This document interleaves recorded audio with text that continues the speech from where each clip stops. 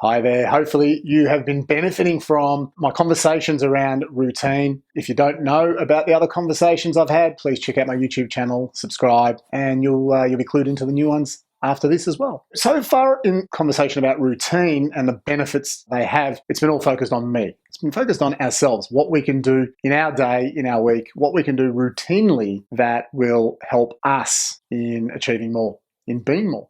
Now I really want to focus on kind of turning that outward. And that's in the area of relationship. You know, when I was a younger man, I had no idea how important a routine could be to a relationship.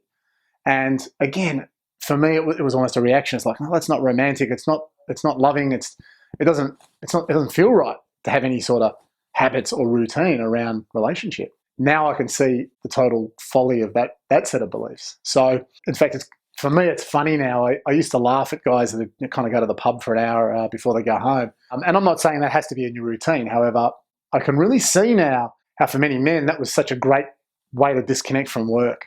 So that was their time out, some like-minded guys, a couple of beers, and then they could go home and then they would have switched gears and they're really in that mode for play, mode for connection. And I must admit, I often have worked from home and I've often blurred the two. And so I haven't had that disconnection. So I can really see now that in my relationships, having a routine that can affect those is critical.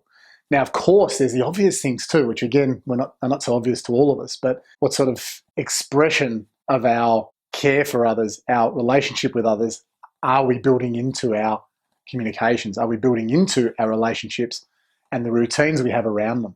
So if you haven't looked in this area for improvement, for change, for routine, I urge you to do so.